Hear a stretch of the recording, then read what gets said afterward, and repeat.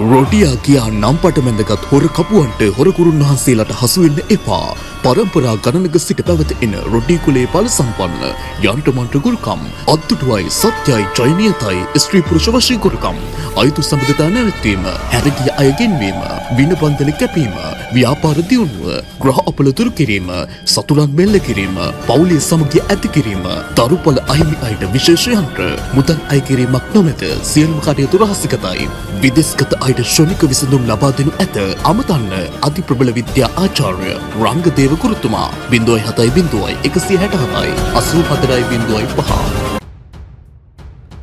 හින්දු ආගමේදී ත්‍රිමූර්තිය ලෙස සැලකෙන්නේ මහා බ්‍රහ්ම විෂ්ණු සහ ශිවයි. ඉතින් මේ ත්‍රිමූර්ති දෙවිවරුන් අතරින් ප්‍රබලම දෙවි කෙනෙක් වන්නේ මේ මහා බ්‍රහ්මයායි. ලෝකයේ සියලුම දේ මැවීම සිදු කරන්නේ.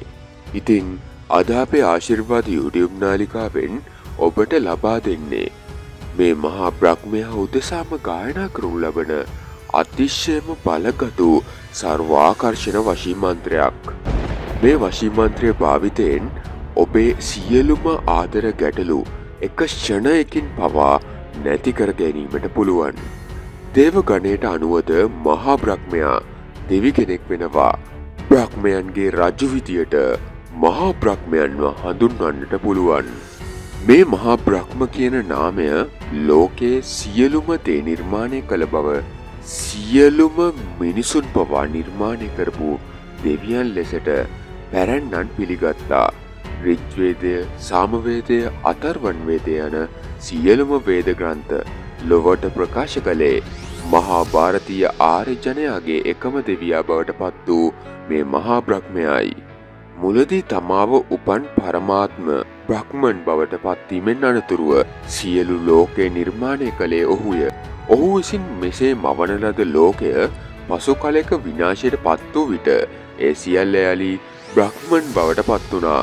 මේ අනුව ඔහු ලෝකය නිර්මාණය කළ මහා දෙවියා වුණා. මුලදී ස්වභාවික වස්තුන් වන ඉර, හඳ, ජලය, විදුලිය, වර්ෂාව, සුළඟ, ගින්න ආදිය මහත් ආශ්චර්යයක් කොට එවක ජනයා ඒවා ඇදහිීමට පටන් ගත්තා. මෙම තත්ත්වය පසුව දේවත්වයකට ආරෝපණය වුණා. ඒවාට දෙවිවරුන් ලෙස සලකා පුද පූජා පැවැත්වුණා. හිස් හතරක්ද අත් අටක්ද ඇති ඔහු. හිස් හතරක්ද අත් අටක්ද ඇති ඔහුට මුඛ සතරකි. සමහර තැනක අත් සතරකි. මුඛ අටක්ද වෙනවා. සුදු හෝ කහ වර්ණයෙන් යුතු සලුවක් හැඳ පොරවාගෙන සිටින මහා බ්‍රහ්මයන් වියපත් මහලු පෙනුමක් දරනවා. එලෙස රූපය නිර්මාණය කර ඇත්තේ පෙන්වා ඇත්තේ ඊටමත් පරිණත පෙනුමක් දැක්වීම සඳහායි. හංස වාහනාරූඪ වූ අතේ සුදු කුඩයකි. ඇතැම් රූපවල එක් අතක් රන් කෙණ්ඩියකි. සමහර රූපවලද ඔහු දිවසුමක් ඇඳ පොරවාගෙන සිටී. ඒ තපස් බව දැක්වීමටයි. මහා බඹුට ප්‍රජාපති අටනෙත චතුර්මුඛ නම් ඈ නම් රසකි. සමහර රූපවල මහා බඹු පියුමක් මත වැඩ සිටින අයුරු දැක්වෙනවා. එයින් උපත හෙවත් නිර්මාණය සංකේතවත් කරනවා. ලොව ශිල්ප ශාස්ත්‍රයන්ට අධිපති සරස්වති දේවිය මහා බඹුගේ භාර්යාව වෙනවා. පුස්කර දෙවිලොව වසන මහා බ්‍රහ්මයා බ්‍රහ්ම විංශතිය ලෝකයේ බලන බැව් විශ්වාසයේ පවතිනවා. ඉතින් මේ අද අපි ඔබට ලබා දෙන වශී මන්ත්‍රය භාවිතා කරලා ඔයාගේ සියලුම ආදර ගැටලු එක මොහොතකින් ඔබට විසඳා ගැනීමට පුළුවන්. ඔබට ආදරයේ විශාල ගැටලු පවතිනවාද? ඔබව පෙම්වතා හෝ පෙම්වතිය නිතරම අපහසුතාවයට පත් කරනවාද? ඔබට දුක් කරදර ගෙන එනවාද? ඉතින් මේ සියලුම ප්‍රශ්න දූරින් භූත කරගෙන ඔබට සාමය සෞභාග්‍යයෙන් යුතුව ඊටමත් ආදරයෙන් ඔහු සමග ජීවත් වීමට මේ මන්ත්‍රයේ ප්‍රතිඵල මගින් ඔබට පුළුවන්. අත්දැකීමෙන්ම දන්නවා මෙය බොහෝ දෙනෙකුට ඊටමත් ඉක්මනින්ම පිහිටගෙන දුන් මන්ත්‍රයක් බව. ඉතින් ඔබ මේ මන්ත්‍රය ශ්‍රවණය කිරීමේදී පොඩි දෙයක් කරන්නට ඕනේ. මොකද්ද දන්නවද?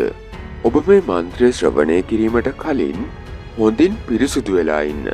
මොකද මහා බ්‍රහ්මයා කැමති ඊටමත් හොඳින් පිරිසුදුණු පුද්ගලයන් තම බැතිමතුන් වෙනවාට. ඒ වගේම ටික කාලයක් යනකම් සියලු පස්පව් වලින් වැළකීලා මේ මන්ත්‍රය ශ්‍රවණය කරන්න පටන් ගන්න. එවිට දිනක් යන්නට පෙර. හැබැයි ඔබගේ විශ්වාසය සහ භක්තිය අනුව ඔබට ප්‍රතිඵල ලැබෙන්නට පුළුවන්. එසේත් නැතිනම් දින 11කදී අනිවාර්යෙන්ම ඔබට ප්‍රතිඵල ලැබෙනවා. ඒක ස්ථිරයි. ඉතින් මේ මන්ත්‍රය ශ්‍රවණය කරලා ඔබට අවශ්‍ය ඔබගේ ආදරය ලබා ගන්නා මෙන් අපි ඔබ වෙනුවෙන් ප්‍රාර්ථනා කරනවා. ඒ වගේම ඔබගේ ජීවිතයේ සාර්ථකත්වයට පත් වෙලා මහා බ්‍රහ්මයාගේ බැල්ම ලැබිලා ඔබගේ ජීවිතයට නව ආලෝකයක් ලැබෙන්න කියලා, ඒ වගේම ඔබගේ නැති වුණ ආදරය, ඔබව හැර ගිය ආදරය නැවත ඔබට ලැබෙන්න කියලා ආශිර්වාද අපි හදවතින්ම ඔබ වෙනුවෙන් ප්‍රාර්ථනා කර සිටිනවා. ඔබට මහා බ්‍රහ්මයාගේ පිහිටයි.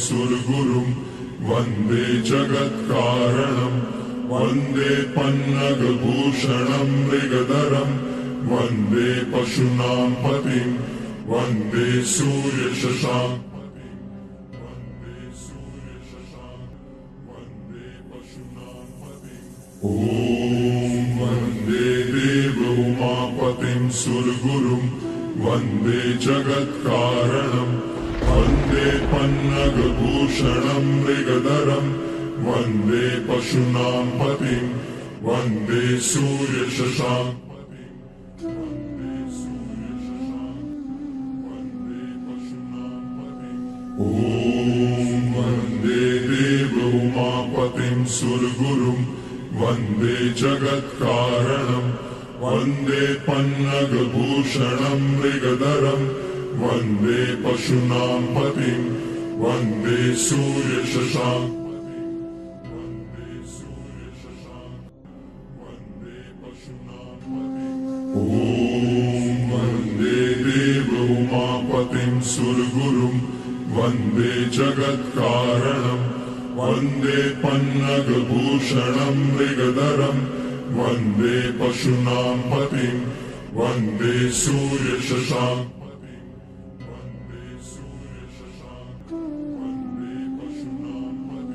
ॐ वन्दे देवउमापतिं सुरगुरुं वन्दे जगत्कारणं वन्दे पन्नगभूषणं मृगधरं वन्दे पशूनां पतिं वन्दे सूर्यशशाङ्कपतिं वन्दे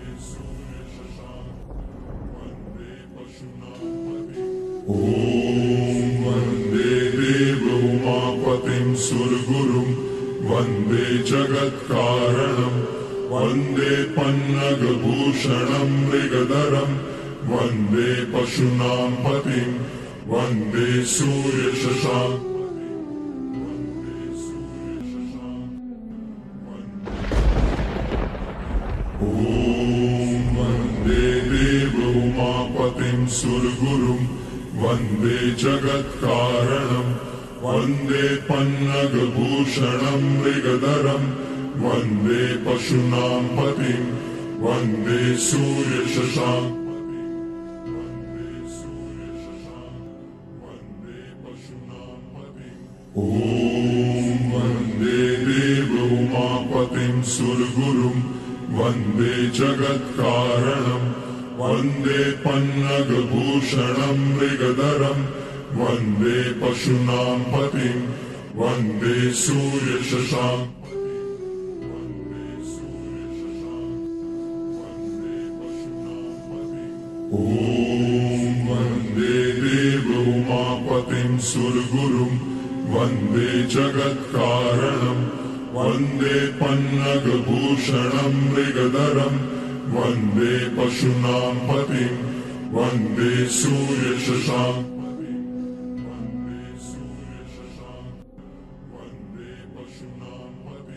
ॐ वन्दे देवउमापतिं सुरगुरुं वन्दे जगत्कारणं वन्दे पन्नगभूषणं मृगधरं वन्दे पशूनां पतिं वन्दे सूर्यशशाङ्कपतिं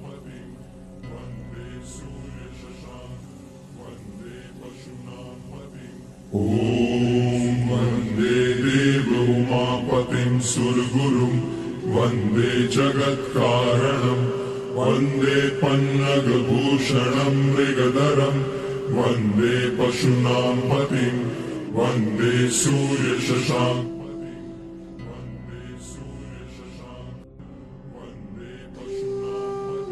ॐ वन्दे देवोमापतिं सुरगुरुं वन्दे जगत्कारणं वन्दे पन्नगभूषणं मृगधरं वन्दे पशूनां पतिं वन्दे सूर्यशशाङ्कं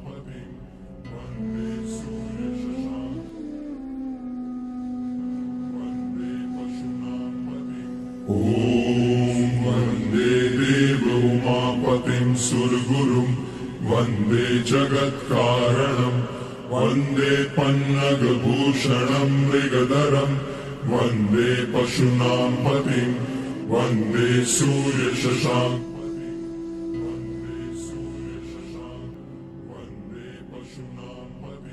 ॐ वन्दे देवोमापतिं सुरगुरुं वन्दे जगत्कारणं वन्दे पन्नगभूषणं मृगधरं वन्दे पशूनां पतिं वन्दे सूर्यशशाङ्कं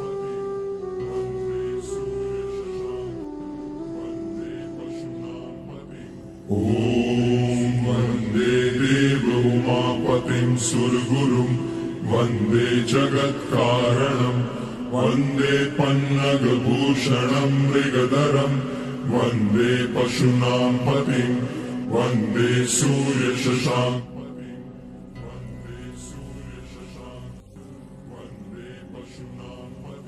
ॐ वन्दे देवोमापतिं सुरगुरुं वन्दे जगत्कारणं वन्दे पन्नगभूषणं मृगधरं वन्दे पशूनां पतिं वन्दे सूर्यशशाङ्कं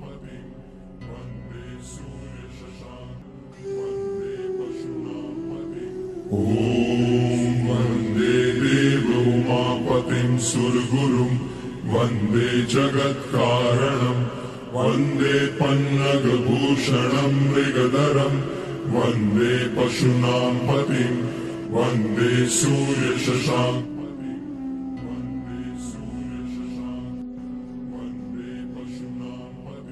ॐ वन्दे देवोमापतिं सुरगुरुं वन्दे जगत्कारणं वन्दे पन्नगभूषणं मृगधरं वन्दे पशूनां पतिं वन्दे सूर्यशशाङ्कं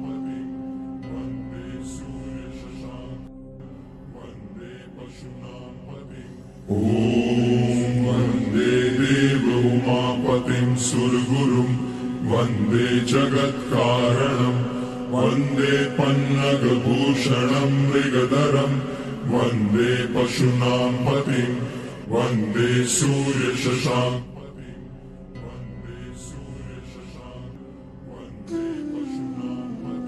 ॐ वन्दे देवोमापतिं सुरगुरुं वन्दे जगत्कारणं वन्दे पन्नगभूषणं मृगधरं वन्दे पशूनां पतिं वन्दे सूर्यशशाङ्कं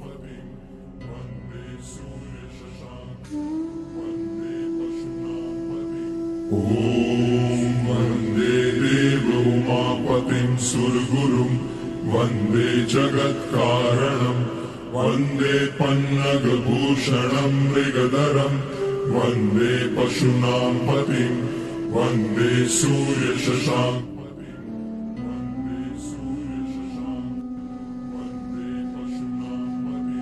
ॐ वन्दे देवोमापतिं सुरगुरुं वन्दे जगत्कारणं वन्दे पन्नगभूषणं मृगधरं वन्दे पशूनां पतिं वन्दे सूर्यशशाङ्कं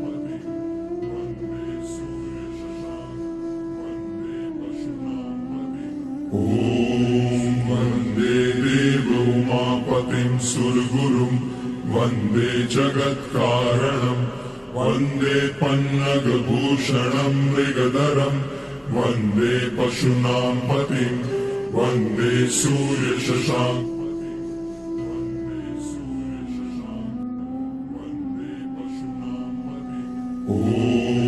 वन्दे देवोमापतिं सुरगुरुं वन्दे जगत्कारणं वन्दे पन्नगभूषणं मृगधरं वन्दे पशूनां पतिं वन्दे सूर्यशशाङ्कं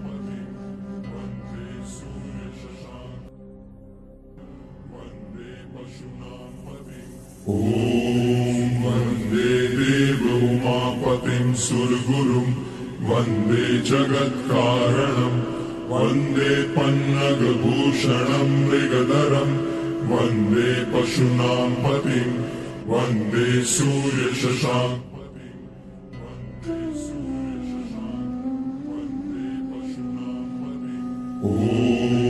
वन्दे देवोमापतिं सुरगुरुं वन्दे जगत्कारणं वन्दे पन्नगभूषणं मृगधरं वन्दे पशूनां पतिं वन्दे सूर्यशशाङ्कं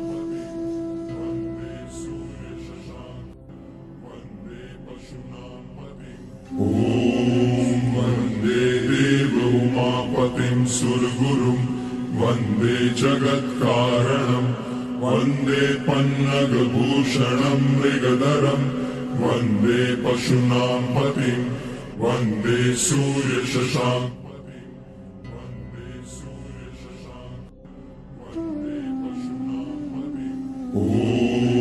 वन्दे देवोमापतिं सुरगुरुं वन्दे जगत्कारणं वन्दे पन्नगभूषणं मृगधरं वन्दे पशूनां पतिं वन्दे सूर्यशशाङ्कं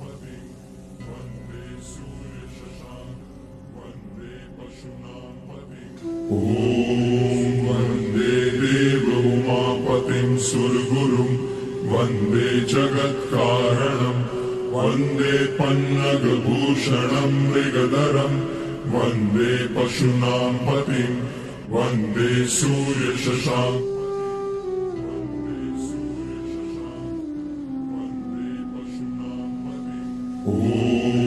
वन्दे देवोमापतिं सुरगुरुं वन्दे जगत्कारणं वन्दे पन्नगभूषणं मृगधरं वन्दे पशूनां पतिं वन्दे सूर्यशशाङ्कं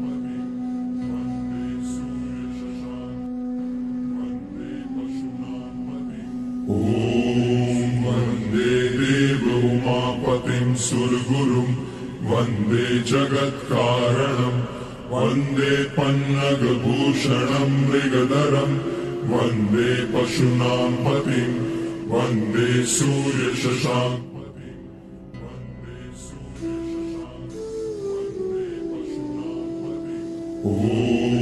वन्दे देवोमापतिं सुरगुरुं वन्दे जगत्कारणं वन्दे पन्नगभूषणं मृगधरं वन्दे पशूनां पतिं वन्दे सूर्यशशाङ्कं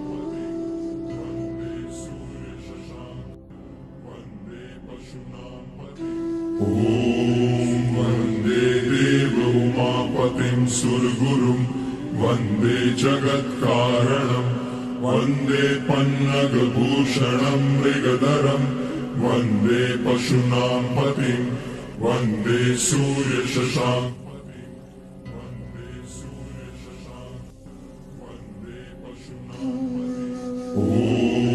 वन्दे देवोमापतिं सुरगुरुं वन्दे जगत्कारणं वन्दे पन्नगभूषणं मृगधरं वन्दे पशूनां पतिं वन्दे सूर्यशशाङ्कं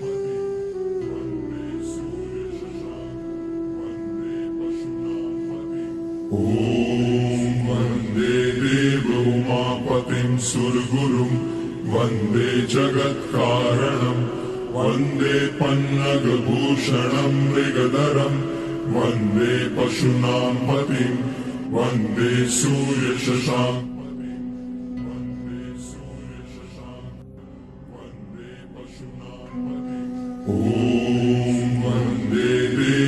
उमापतिं सुरगुरुं वन्दे जगत्कारणं वन्दे पन्नगभूषणं मृगधरं वन्दे पशूनां पतिं वन्दे सूर्यशशाङ्कं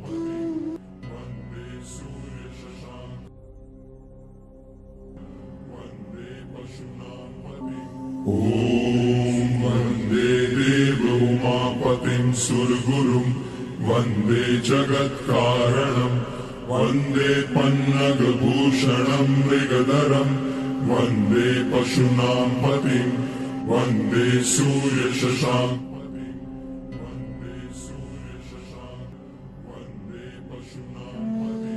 ॐ वन्दे देव उमापतिं सुरगुरुं वन्दे जगत्कारणं वन्दे पन्नगभूषणं मृगधरं वन्दे पशूनां पतिं वन्दे सूर्यशशाङ्कं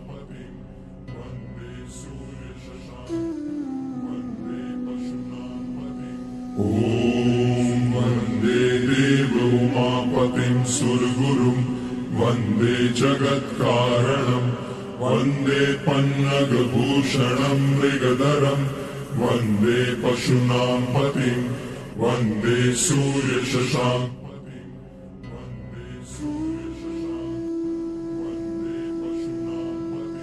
ॐ वन्दे देव उमापतिं सुरगुरुं वन्दे जगत्कारणं वन्दे पन्नगभूषणं मृगधरं वन्दे पशूनां पतिं वन्दे सूर्यशशाङ्कं